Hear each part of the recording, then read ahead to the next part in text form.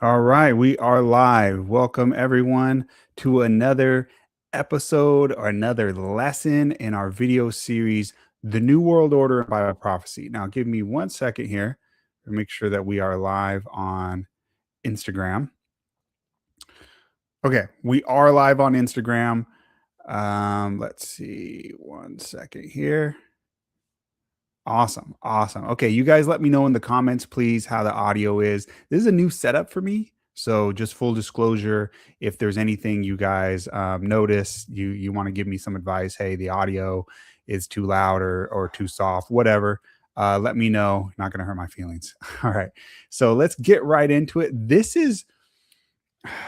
I'll say this is perhaps the most important of all the lessons I've done so far. This is the last part in our series on the New World Order and Bible prophecy.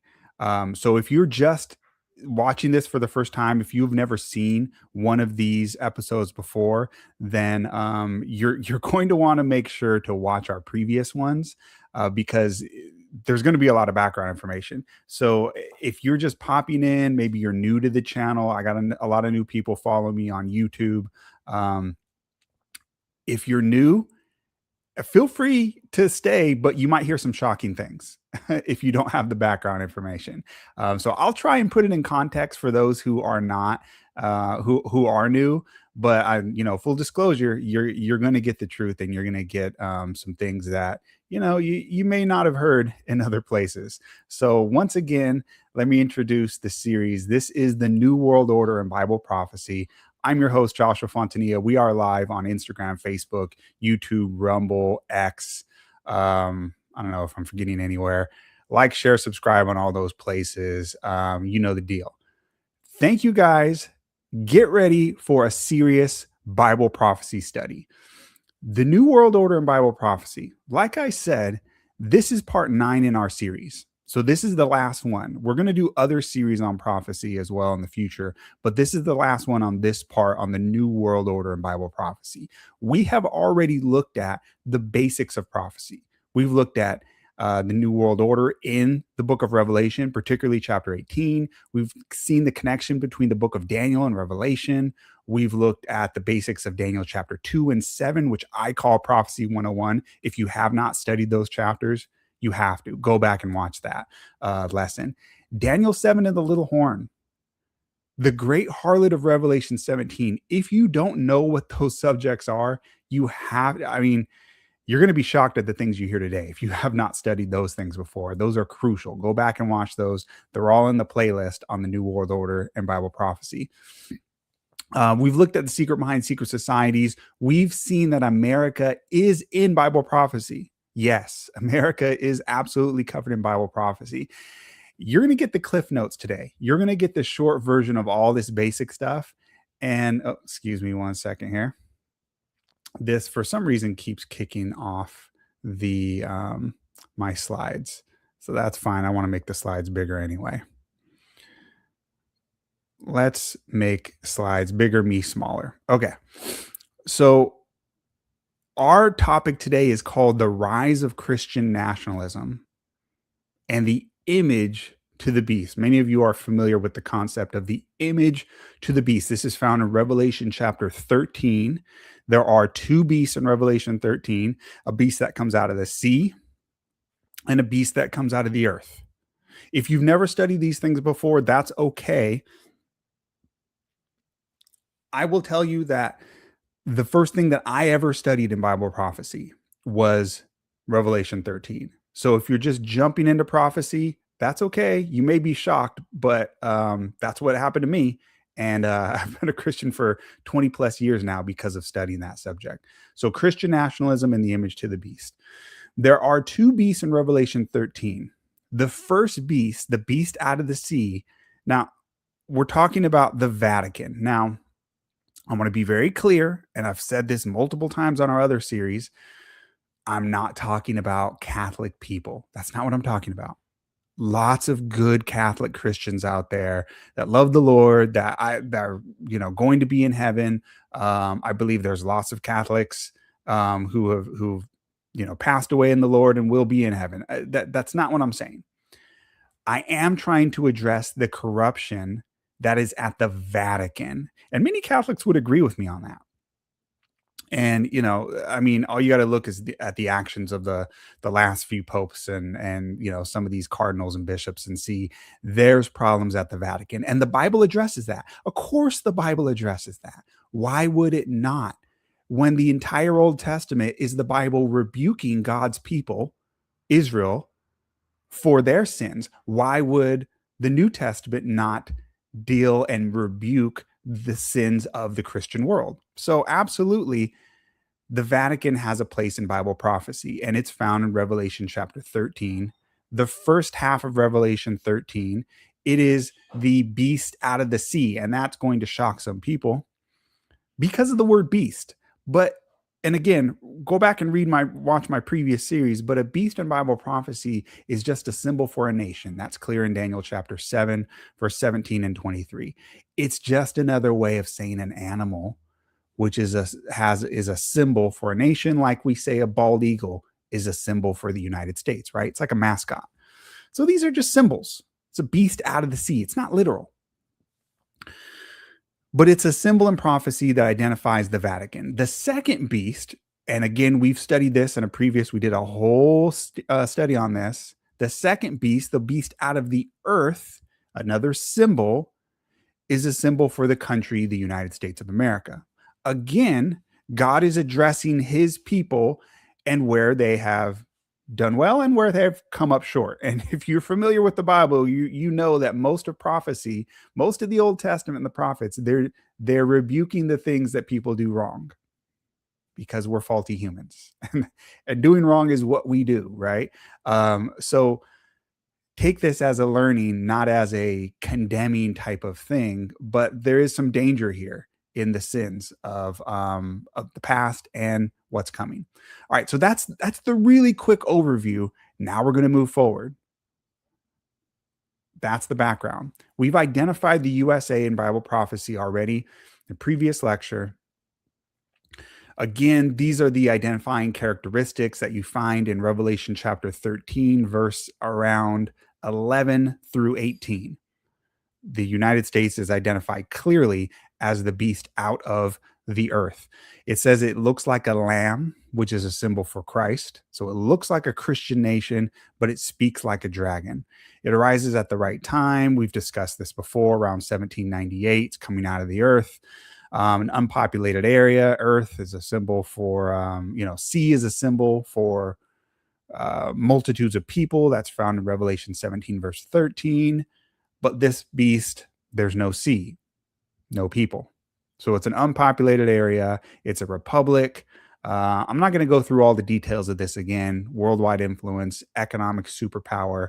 Watch our previous video, the USA and Bible prophecy, America and prophecy, and you'll see that.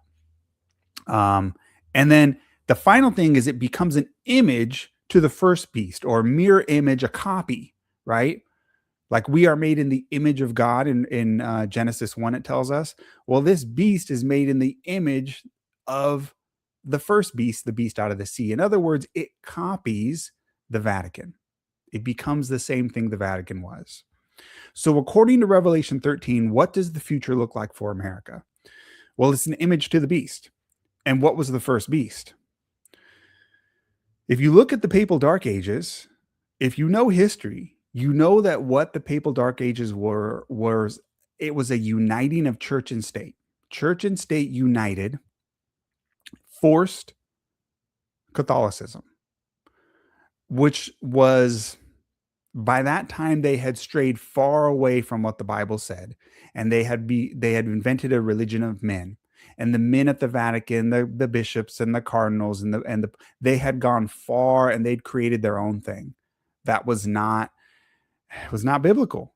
And they enforced that on the masses. And what it led to was that people who wanted to follow the Bible ended up being persecuted by those who claimed to be representing the Bible. And so you had things like the Spanish Inquisition. Let me put this back on the screen here, where Christians were burned at the stake.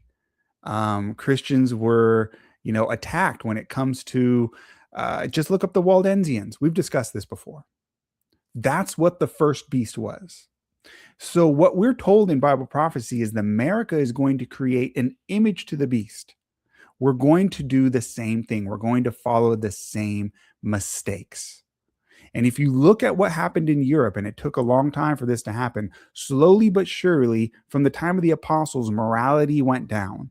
The church became the establishment.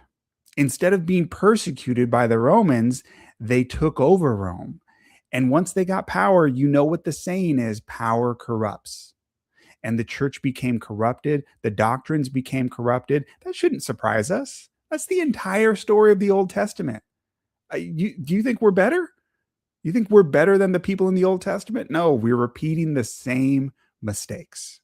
And so the church became corrupted and there was this great apostasy in the church, this great spiritual darkness, this great falling away is what 2 Thessalonians calls it. And in order to supply the lack of spirituality, the church, because society was just so corrupt, the church decided, well, we will force men by law to follow our doctrines in order to kind of get control of this society that's collapsing because the immorality in high places in the Vatican. But that never works. You need true heart religion, not the fake stuff, the forced stuff. So church and state was united, and it led to the papal dark ages. This is going to be repeated. History will repeat. So the question is, how is this possible? In America, the land of the free, we are known as the place where we have freedom of religion, freedom of speech, all that good stuff. That's America, freedom. How can it possibly happen that America would repeat the mistakes that we saw during the papal dark ages, where Christians were burned at the stake for simply things like copying and dispersing copies of the Bible in a language that the common people can read? That's history. That really happened. That's how corrupt the church got. How could it happen that that kind of tyranny could happen in America, the land of the free? That's the question. Well, the answer, we are told in Revelation 13, what will happen in order to make it so that we have church and state united in America? Part of it you've already seen is that our society is becoming so corrupt, so immoral. America is going down, down, down in morality. And so because of that, there's a call to swing back in the other direction and go back to God, which part of that's good, but we're going to go too far. But what's going to finally bring the final touches to making America become like the Vatican in the Dark Ages, where church and state unites, where freedom of conscience is freedom of religion is thrown out the window. The final thing that will happen, we are told in Revelation 13, is that the devil will perform quote unquote false miracles. So this is Revelation 13, verse 14. It says, and he, speaking of the beast, so the nation, he did astounding miracles, even making fire flash down to earth from the sky while everyone was watching. And with all the miracles he was allowed to perform on behalf of the first beast, he deceived all the people. So false miracles, fire from heaven. Now, if you're familiar with the Old Testament, you see the image on the screen, and you will immediately think that this is an artist depiction, which it is, of the prophet Elijah on Mount Carmel. So this is a reference to that. Now, here's the question. When was fire called down from heaven in the Bible? The reason we want to ask that is because Revelation it's really a mosaic of quotes from the Old Testament. 404 verses in Revelation. Of that, 270 plus are direct quotes or paraphrases from the Old Testament. So you got to know what it's quoting. Revelation is constantly quoting and referencing back to the Old Testament. So when Revelation 13 says fire will come down from heaven, what is it talking about? Well, there's multiple times in the Old Testament where fire came down from heaven. I'll give you the examples here. There's Sodom and Gomorrah. That was a punishment, right? A corrupt country, and punishment comes down. There was Elijah on Mount Carmel, which is the artist's depiction you see on the screen there. There was Elijah who destroyed, sorry, my slides here. Get the slides back on the screen. 1 second. There was Elijah who destroys the group of 50. So if you're familiar with that in Kings. And then there was Solomon's temple dedication. Now, the thing with these, especially these three here, Elijah on Mount Carmel, Elijah destroys a group of 50, and Solomon's temple, those three, which are probably the more famous stories, the thing about those is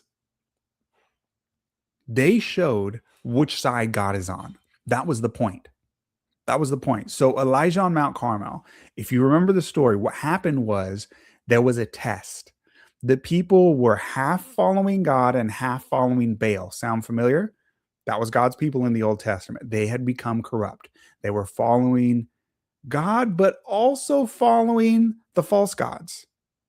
So there was that's apostasy. That's a mixture of true religion and paganism, which is exactly what happened to the Dark Ages, the papal Dark Ages, and it's exactly what's happening in society today. You see this halfway version of Christianity, okay, that mixes, paganism, pagan beliefs, and pagan teachings in. And so the people in Israel, they were following false gods and following the true God, also trying to mix the two. And Elijah came to them and said, how long are you going to halt between two positions? How long are you going to sit on the fence? If you're going to worship, if Baal is a real God, then follow him. But if the Lord is the real God, follow him. Choose one. And so Elijah set up a test.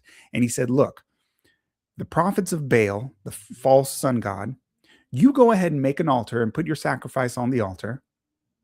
And I'll make an altar and put my sacrifice on the altar. And both of us will call to our gods, and we will ask for proof that that God is the real God, and the proof will be fire will come down from heaven and consume the sacrifice on the altar. And the prophets of Baal tried it, and they screamed, they went for hours. They were calling Baal, Baal, Obviously nothing happened because Baal doesn't exist. The sun god is fake. It doesn't exist. And so Elijah starts mocking them. Maybe he's asleep. Yell louder. Maybe he's in the bathroom, right? Elijah starts mocking them, right? And then Elijah says, all right, enough of this nonsense. And he calls on the Lord and asks for fire to come down from heaven.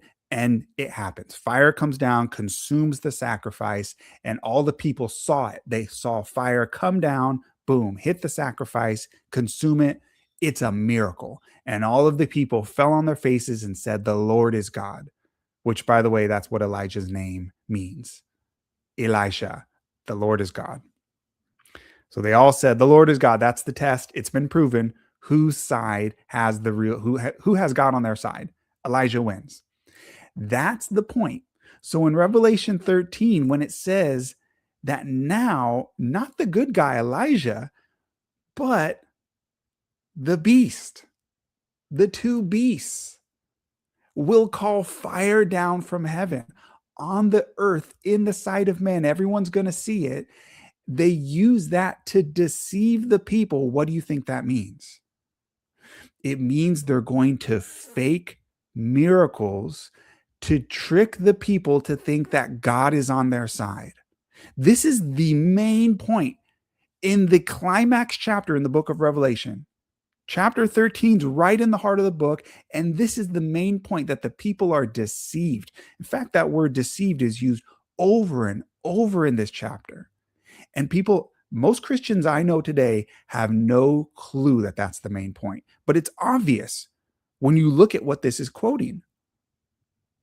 And the same thing with the story of Elijah destroys the group of 50. These pagan men come to Elijah. He's sitting on Elisha. He's sitting on top of a mount. And they come to him and they say, man of God, come down off the mountain. And he says, if I am a man of God, let fire come down from heaven and consume you when you're 50. And it happens. In other words, it proves, yes, he is a man of God. So the point of fire coming down from heaven is to say God's on this side. Same thing with Solomon's temple. Solomon, they built the temple, and at the end of it, they had a sacrifice, and he prayed to the Lord, and fire came down from heaven, consumed the sacrifice, which proved that God accepted the temple that they had built and the service that they were providing to God. God was on their side. Now in Revelation, it's flipped upside down. And now the great deception that Satan's going to pull off at the end times is making people think that God is on their side when he's not. And the devil will be allowed to perform fake miracles, even bringing fire down from heaven on the earth and the side of men, in order to prove, quote unquote, God is on his side. It will be an almost overpowering deception. And most Christians are not ready for it. Most Christians, you have this chapter, it's in your Bible. How many times have you heard your pastor preach on this subject? The way I just presented it, where it's a deception showing that God is on that side when God's not. That's the name of the game, deception. Okay? Let's move on. So the two lessons from this passage is fire from heaven is used to prove which side is on God's side. It's also a divine punishment for disobeying God. Now we'll get to that in just a second. Well, I'm sorry, this keeps kicking my slides off the screen. Pray for me.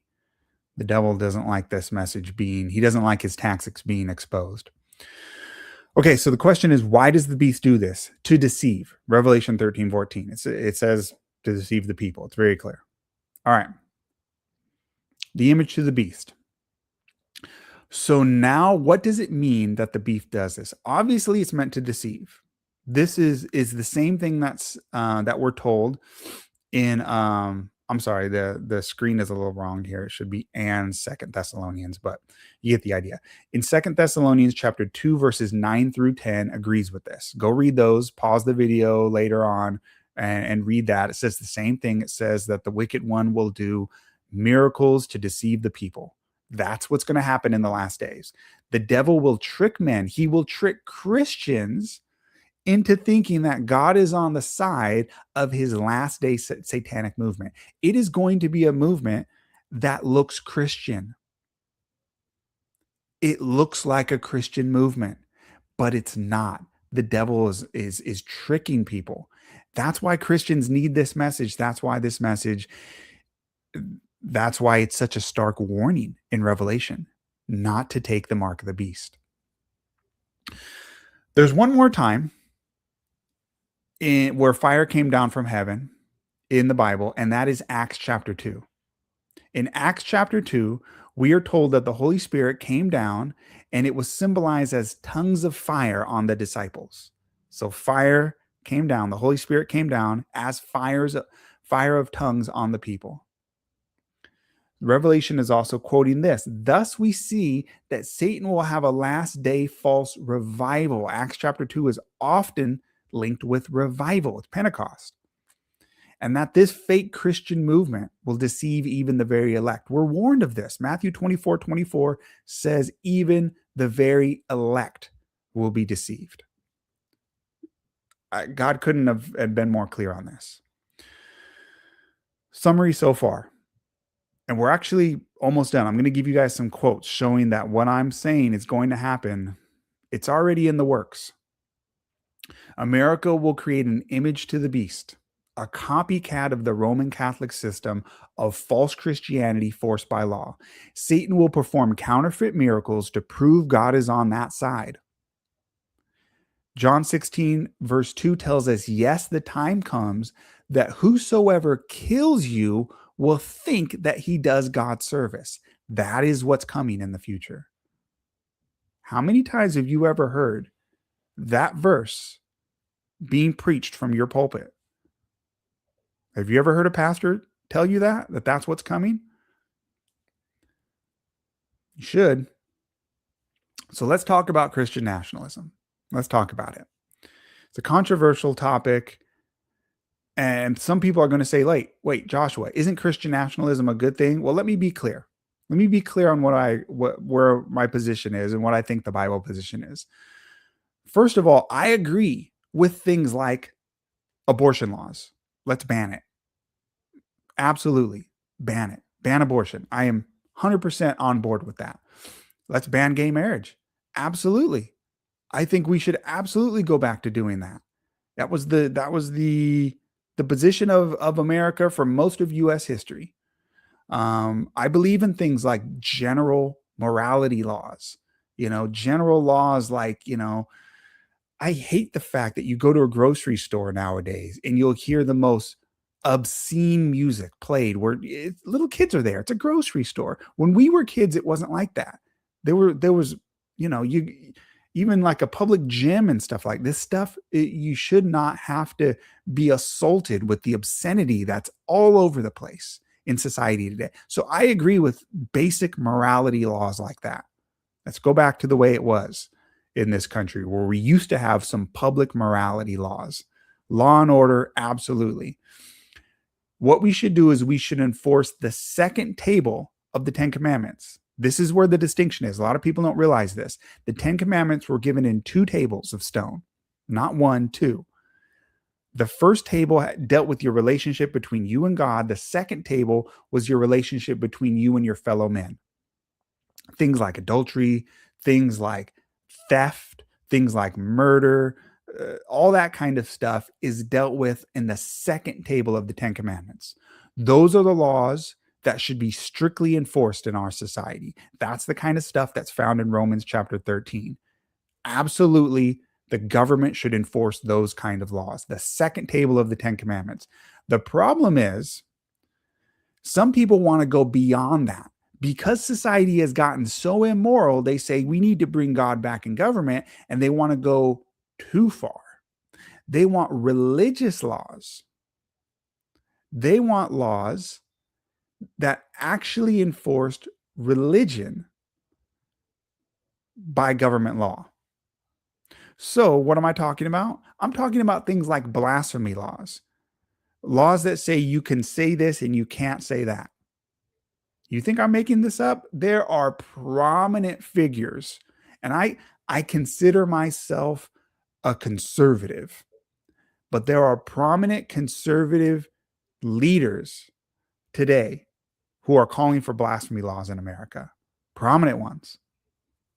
Things like blasphemy laws, things like laws outlawing different faiths.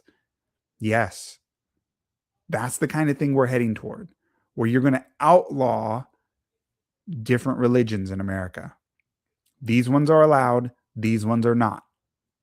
You think I'm playing? Go look at what's happening in America with things like Hindu statues, giant Hindu statues being put up in places like Texas.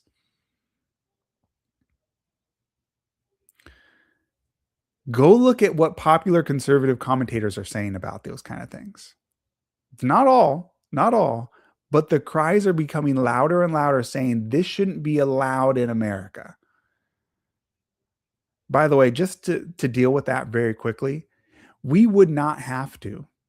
You wouldn't have to make laws outlawing different faiths if we didn't flood this country with illegal immigrants and legal visa workers replacing American jobs. If we didn't flood this country with foreigners, Hinduism would not grow here naturally by itself. You have to import it by the tens of thousands in order to get something where we have giant Hindu statues being put up in Texas. So the solution is not to say, oh, government should get in and decide which religion is okay and which one isn't, because anytime government gets involved in something, they mess it up. You seriously want people like Mitch McConnell and all these corrupt people in government deciding what religion is okay and which one isn't? Yeah, that's going to be a bad idea. No. The problem is not to give government power over how you can practice your faith. just because you want to stop the Hindu statues being put up in Texas. I agree, that's a bad thing. No, the solution is maybe you shouldn't have imported tens of thousands of Hindus. Maybe you shouldn't have done that.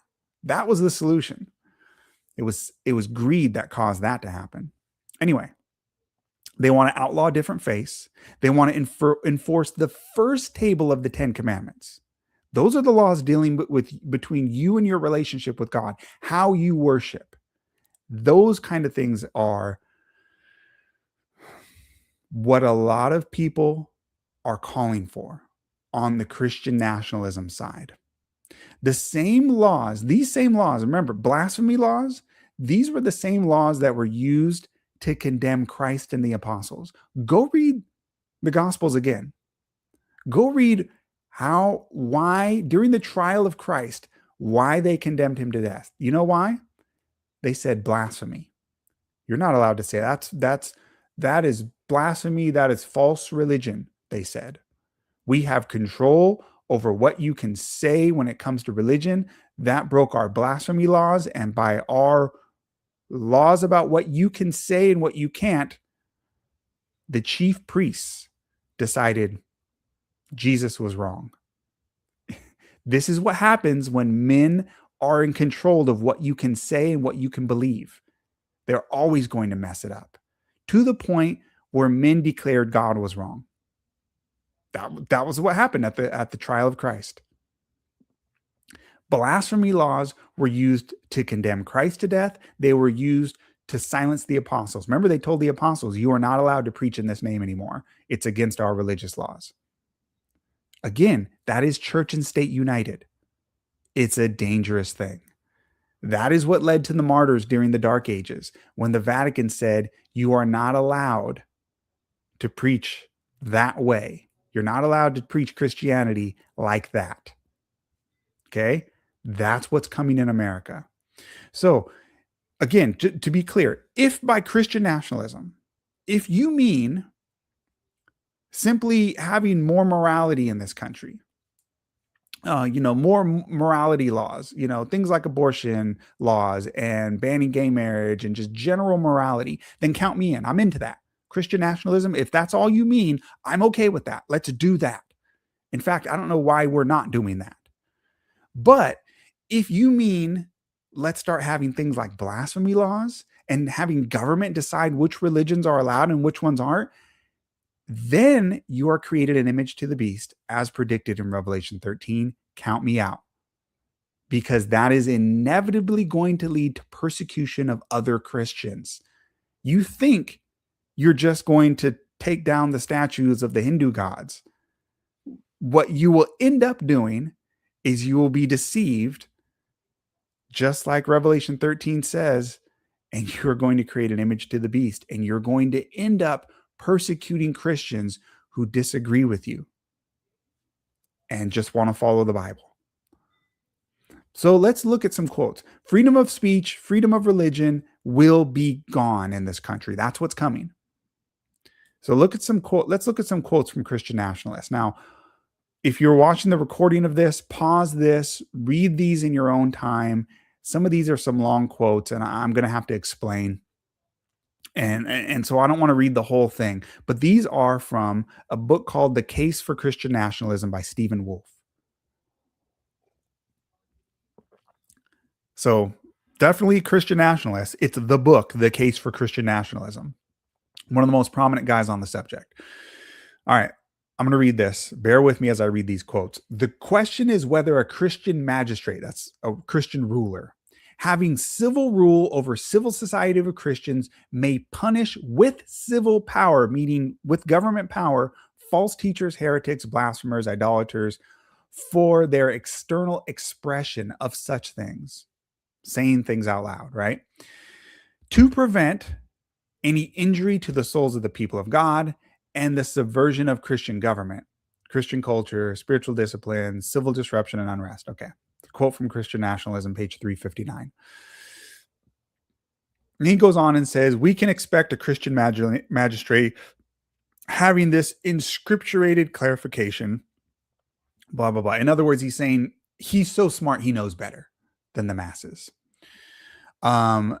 jumping down to the bottom, it says, therefore, the Christian magistrate has good and confident epistemic ground to act against those who violate natural religion. In other words, blasphemy, sacrilege, profaning the Sabbath. Which Sabbath? Sunday or Saturday? These principles of their violations should be, they're clarified in Scripture. That basically saying the Christian ruler can enforce these things by law. The Christian ruler can make laws against heretics and blasphemers. Why? Because he has an scripturated clarification. In other words, he knows better. That's exactly the attitude of Caiaphas, the high priest during the days of Christ. He's the high priest. He knows better. Who's this guy from Nazareth?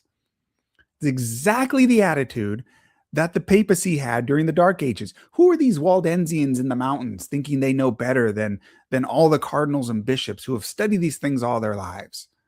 Of course, we can say what is blasphemy and what isn't and enforce it by law. That's what this guy's saying. It's dangerous. The arguments to watch out for.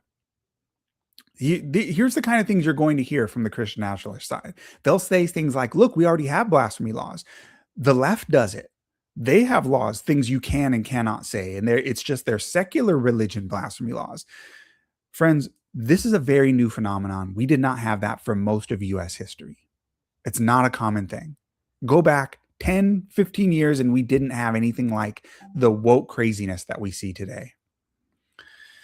Okay, we already have a state religion. It's either leftist state religion or Christian national. They give you, like, those are the only two options. You'll hear this from these kind of people. And again, my answer to that is not for most of U.S. history. After about, early 1800s until about 10 years ago, most of U.S. history, we were able to have religious freedom. Why? Because we were a moral country. Most of the country was Christian. All right, I'm going to have to hurry through this because I'm noticing my my laptop is going to run out of power. And unless I want to make you guys wait while I plug it in, I'm going to have to finish this up. I may have to in order to get these quotes done. You know what, guys? Hold on just a second. Let me plug this in. Sorry to make you guys wait. I will be very quick.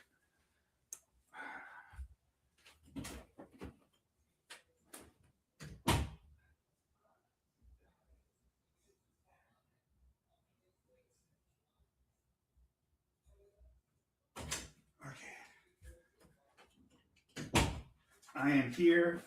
You can hear me in the background. I am plugging in my laptop because it is going to die. So please forgive me. Please forgive me. I'm still here. Not gone.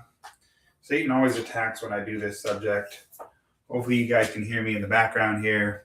I'm just plugging in my laptop. 1 second. And it just barely doesn't reach. Okay. All right. We're going to make this work. One way or another, we are going to make this work.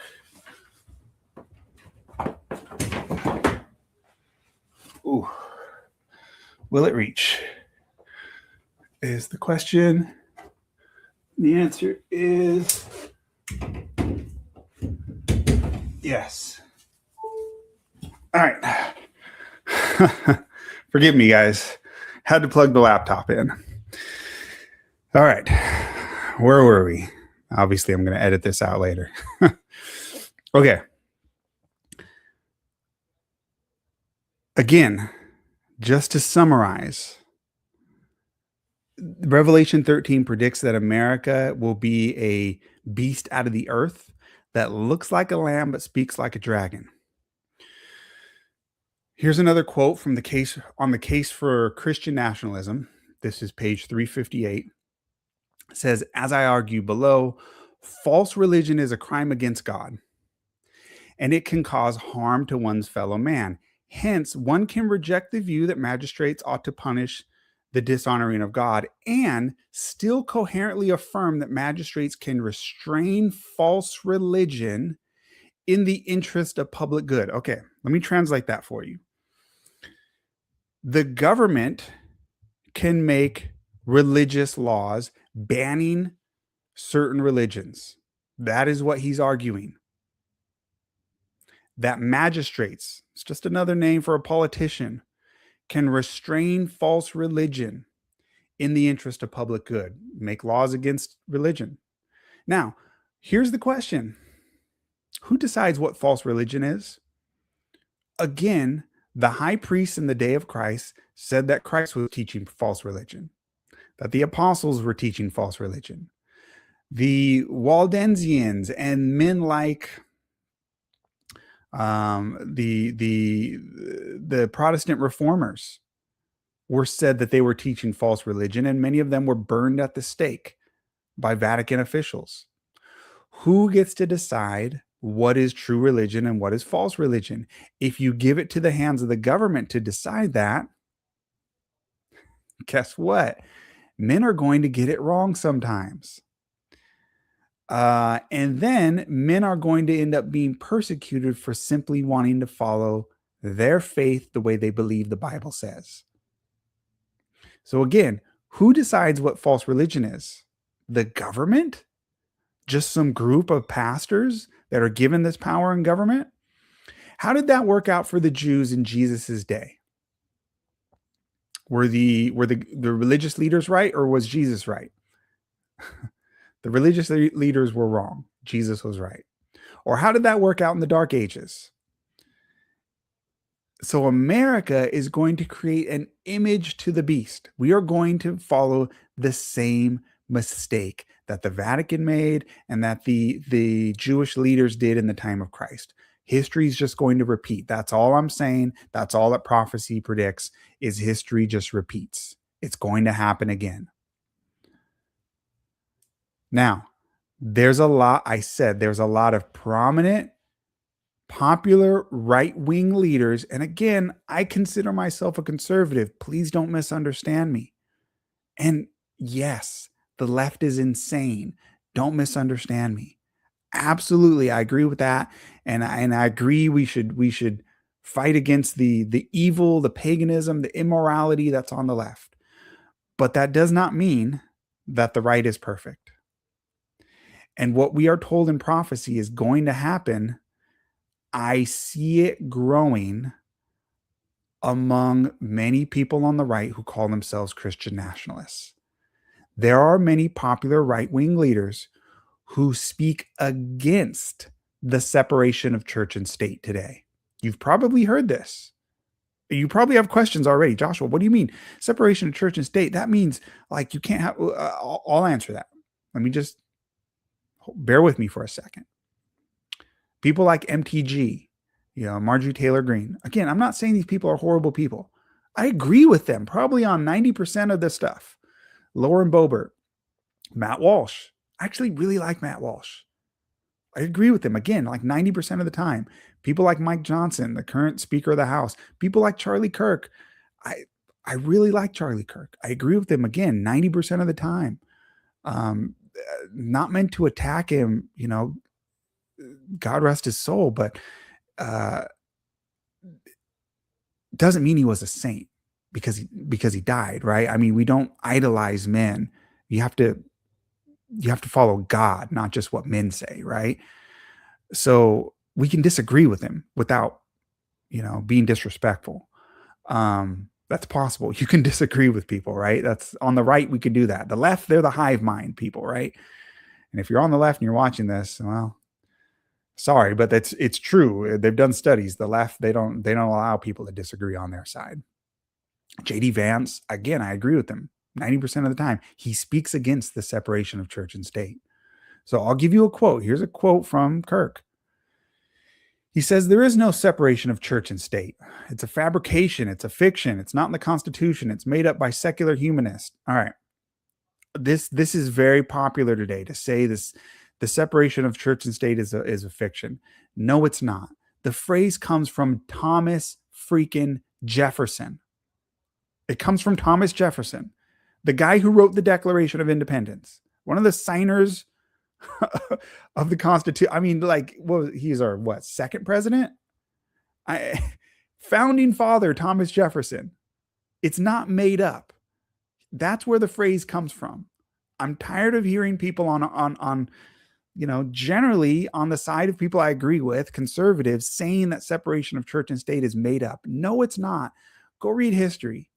1801, the phrase comes from Thomas Jefferson. Jefferson was writing a letter. Now, yes, it's not in the Constitution. Okay, I get it. But the principle is there. And in it, Jefferson says in the letter he wrote, he talks about how this is just a phrase that's used to describe the principle found in the First Amendment.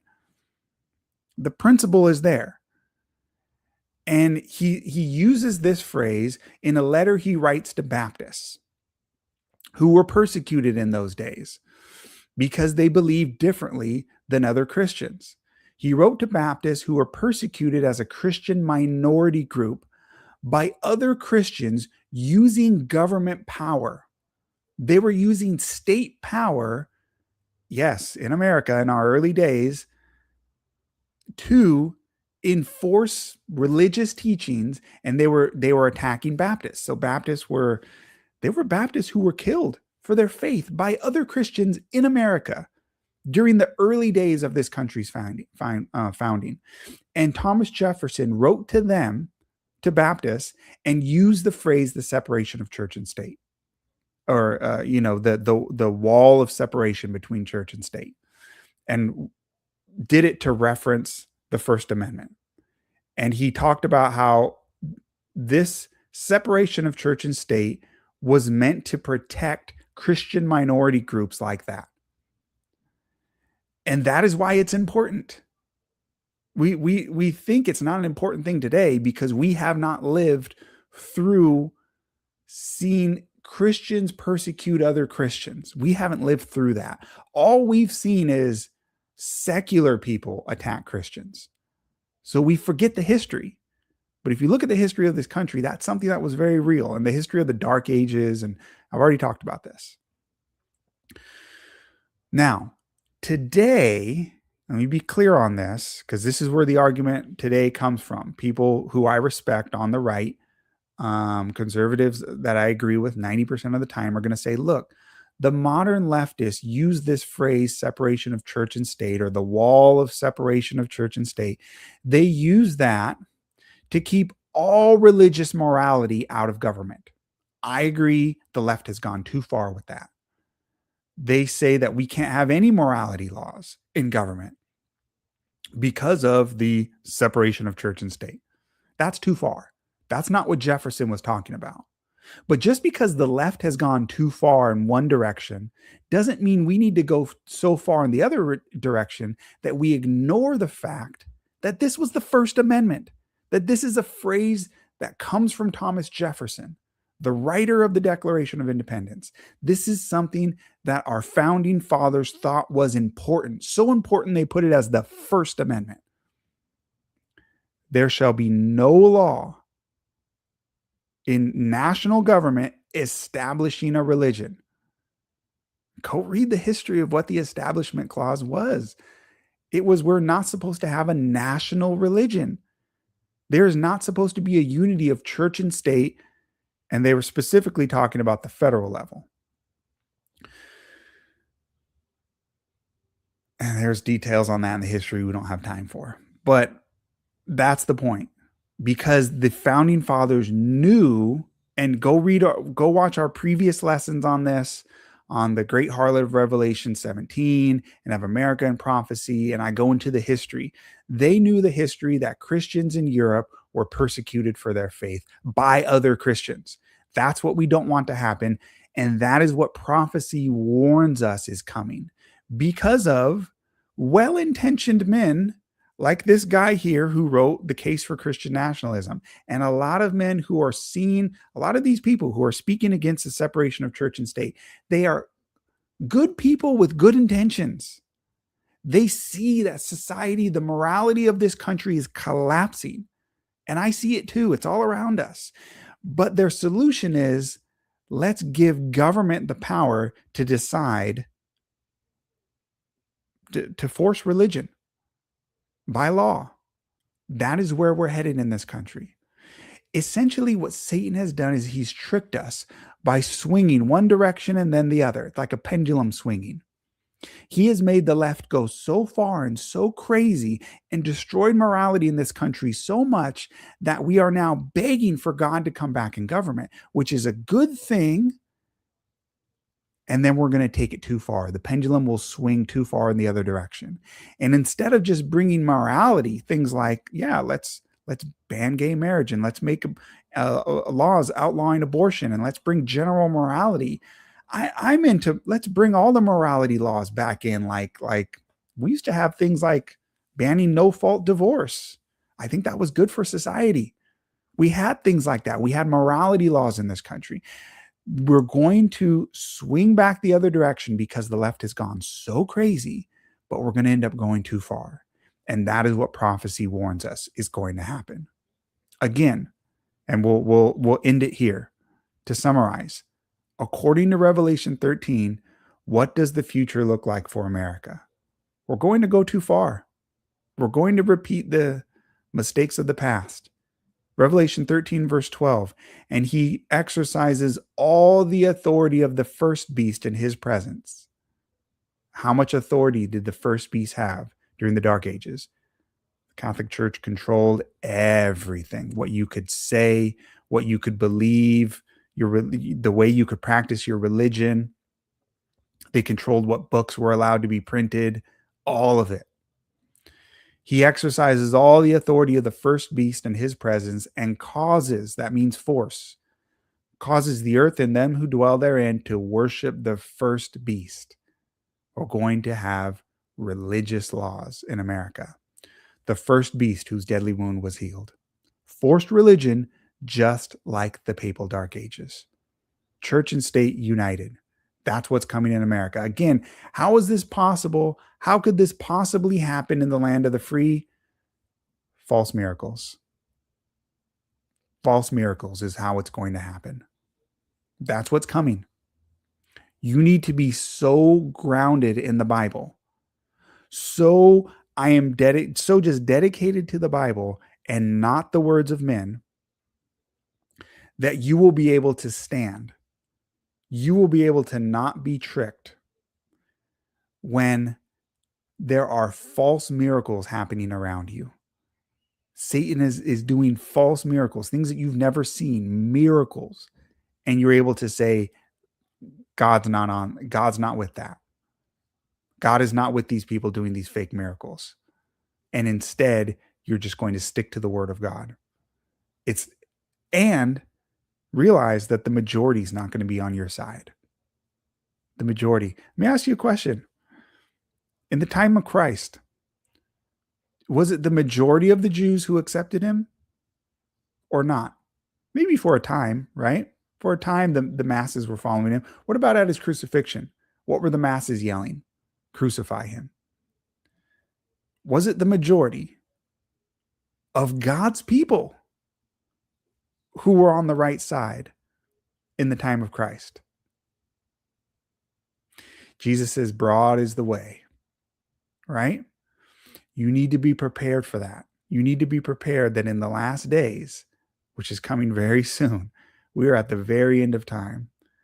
The vast majority of even the very elect are going to be deceived by miracles, false miracles, proving that God is on their side. And I put prove in quotation marks, tricking the people into believing that. So that is the final lesson that we have on the New World Order and Bible prophecy. Satan, as we've seen from the beginning of this series of lessons, Satan's goal has always to be in control of the whole world. That was his goal at the time of the Tower of Babel, to have the whole world and control everything, what people think, what they believe, what they can say, all of it. He wants to have full control over this earth. And his final last deception will be to use a counterfeit version of Christianity.